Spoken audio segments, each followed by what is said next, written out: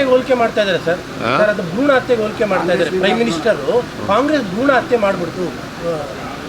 ಅಯ್ಯಪ್ಪ, ಅದಕ್ಕೆ double standard ಅಂತ. ನರೇಂದ್ರ ಮೋದಿ ಅವರಿಗೆ ಸಾಮಾಜಿಕ ನ್ಯಾಯದ ಪರ ಇಲ್ಲ. ಅವರು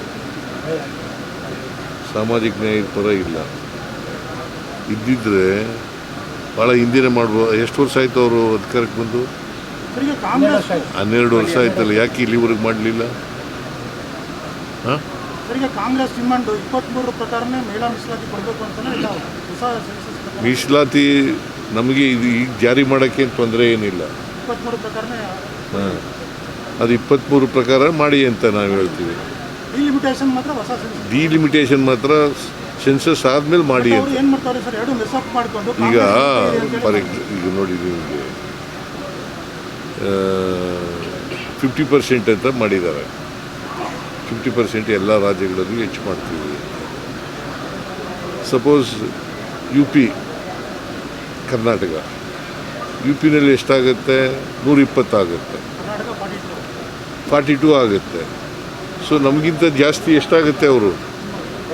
ಹಾಂ, ಅದಕ್ಕೆ ಸೆನ್ಸಸ್ ಮಾಡಿ ಅದನ್ನು ಸರಿಯಾದ ರೀತಿಯಲ್ಲಿ ಮಾಡಬೇಕು. ರಿಸರ್ವೇಷನ್ ಮಾಡುವಾಗ ಎಲ್ರಿಗೂ ಸಮಾನವಾಗಿ ಹಂಚ್ತಕ್ಕಂಥ ಕೆಲಸವನ್ನು ನ್ಯಾಯಯುತವಾಗಿ ಎಷ್ಟು ಹೆಚ್ಚಾಗಬೇಕು? ನಮಗೆ ನ್ಯಾಯಯುತವಾಗಿ ಈಗ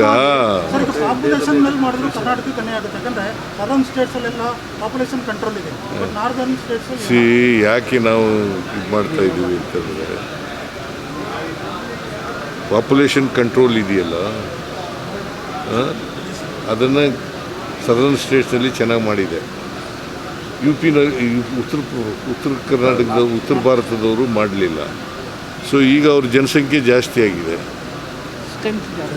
ಅವರು ನ್ಯಾಚುರಲಿ ಅವ್ರಿಗೆ ಅನುಕೂಲ ಆಗುತ್ತೆ, ನಮಗೆ ಅನಾನುಕೂಲ ಆಗುತ್ತೆ.